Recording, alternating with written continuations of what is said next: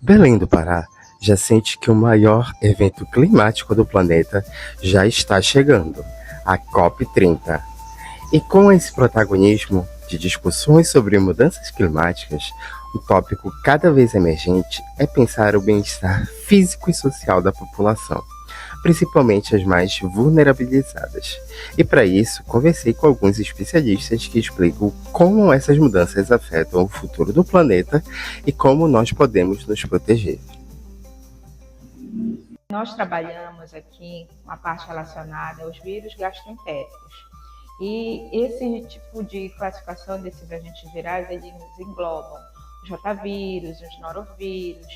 os adenovírus. Com relação a como as mudanças climáticas, né, as alterações climáticas impactam essa questão da circulação desses agentes, a gente observa, né, que tais fatores eles estão intrinsecamente relacionados a essa circulação. Uma vez que essas alterações, tanto na questão, por exemplo, em casos de cheia, né, as enchentes ou secas extremas, nós observamos uma alteração nessa circulação, pois a população ela fica, digamos assim, em algumas ocasiões de enchente,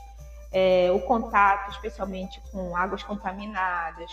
com saneamento precário, ela pode promover esse contato mais próximo entre o ser humano e esses agentes virais. E a mesma coisa a gente pode pensar relacionado também à questão das secas, uma vez que a população ela vai nesse tipo de ocasião, ela necessita armazenar água, né, água de consumo,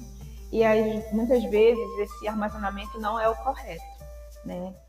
As mudanças climáticas,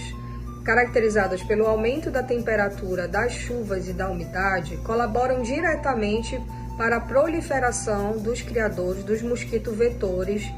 de doenças tropicais negligenciadas. Foi observado que os fenômenos naturais El Niño e Laninha colaboraram para o aumento do número de casos de dengue na América do Sul. Cabe lembrar que a dengue e outras arboviroses, como zika e chikungunya, que ocorrem todos os anos nos centros urbanos das cidades, elas não possuem um tratamento específico, nem todas possuem uma vacina e que a prevenção resulta do esforço coletivo da população e da gestão local para a eliminação dos focos dos vetores.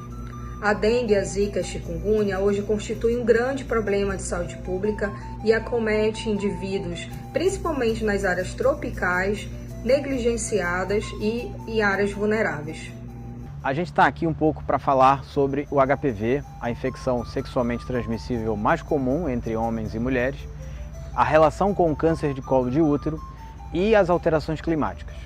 Hoje é sabido de que o HPV, agente causal do câncer de colo de útero, tem muita relação com essas mudanças climáticas que a gente está passando nesses períodos. A mudança climática interfere em quê? Interfere na disponibilidade de água potável, por exemplo, já que é uma IST que tem muita relação com a higiene, ao acesso à saúde, porque a gente percebe que em algumas condições geográficas do nosso estado, no Pará, o acesso às unidades de saúde ela é feito através dos rios, riachos, e esse transporte pode ser sim prejudicado por secas de grande duração ou por enchentes vigorosas que podem inativar essas unidades de saúde. Então a relação da infecção pelo HPV e as mudanças climáticas se dá nesses aspectos principalmente. Mas também pode acontecer por conta da característica natural do nosso clima, um clima tropical, úmido, que favorece a proliferação de bactérias e fungos que podem facilitar a infecção pelo HPV no trato genital, principalmente o trato genital feminino. E quando a gente fala de HPV e câncer de colo de útero, a gente precisa revisitar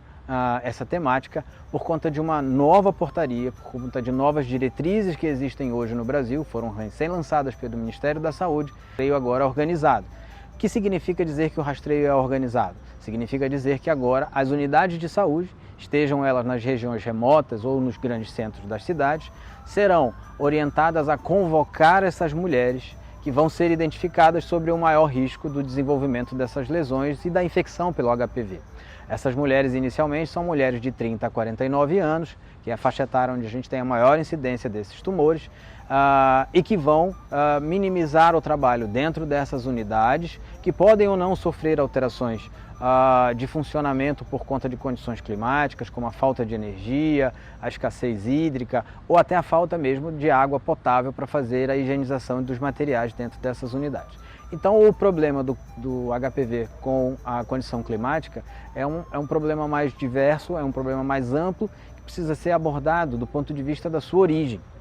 O que está levando a essas alterações climáticas, a questão da manutenção da floresta em pé, os desmatamentos e a preservação dos leitos dos rios, que vão fazer com que haja ressecamento dessas fontes de transporte em muitas regiões do nosso estado e que possam levar essas mulheres que agora serão convocadas pelas unidades para que elas façam um rastreio organizado. Além dos tópicos já citados pelos especialistas, outros pontos que são relevantes, como a questão respiratória, a questão da segurança alimentar e da saúde mental, são tópicos que estão no documento do Plano de Saúde Belém, que será discutida durante a COP30. Se você quiser saber mais sobre esse plano, acesse gov.br/saúde e saiba mais e também participe dessas discussões entre saúde e clima.